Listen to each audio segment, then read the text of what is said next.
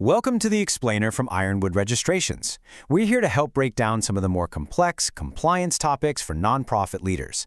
And today, we're diving into a question we hear all the time. What happens if you miss a charitable solicitation registration renewal? Let's get right into it. Look, if you're with a nonprofit, you're juggling countless deadlines, all with different requirements. So it's not a huge surprise that a fundraising registration renewal might get missed now and then. But what really happens when that deadline slips by? Well, that's what we're going to cover, what to expect, and more importantly, how to get your organization back in good standing. So you've missed a renewal deadline. What's the first domino to fall? The very first thing that happens, usually automatically, is that your organization's registration status is going to change within that state's system. And here's what that looks like. Your status will flip from active and in good standing to something like inactive or expired. Now, this isn't just a simple label change, it's a big deal.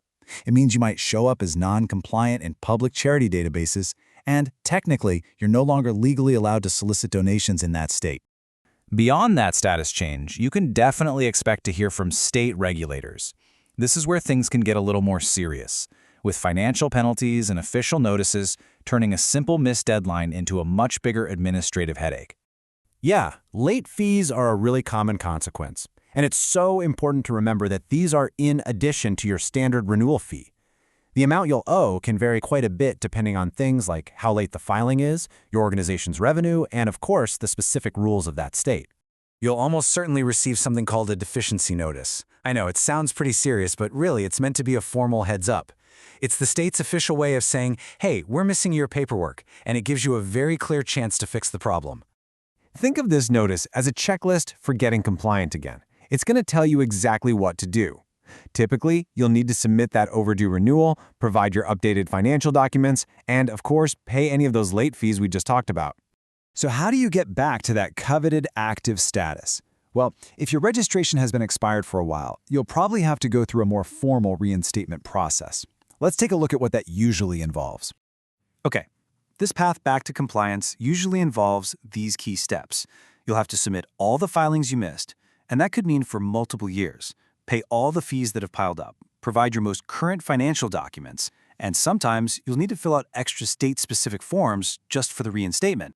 Fixing a lapsed registration is one thing, but preventing it from ever happening in the first place is obviously the best-case scenario. So let's talk a bit about why managing multi-state compliance can be so tricky to begin with. The first huge challenge is that every single state plays by its own rules. There's no one universal deadline for everyone, which means just tracking when everything is due becomes a major task right from the get-go.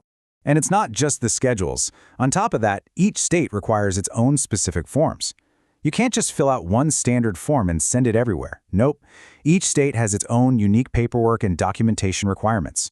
And finally, there are the fees. The filing fees are different everywhere you go. Some are flat, others are based on your revenue. So when you start adding up all these different schedules, forms, and fees, well, it's pretty easy to see how a deadline can get missed. And that's exactly why having proactive systems is so critical. So what's the secret sauce for staying on top of this? Well, the most successful nonprofits use proactive systems. This means things like creating a master compliance calendar, having solid internal processes for your financial reporting, and clear procedures for keeping an eye on communications from state regulators. It's all about building a reliable framework for compliance. So, while there are definitely ways to fix a missed deadline, prevention is always the best strategy. When you organize all these compliance responsibilities, you can make sure your registrations stay active, which means your fundraising programs can keep growing without any interruptions. So what's the big takeaway here? Is that while states do give you a path to fix the lapsed registration, the most effective strategy is just to prevent it. Because proactive systems don't just keep you compliant, they actually prevent crises, and that allows you to stay focused on what really matters, your charitable mission.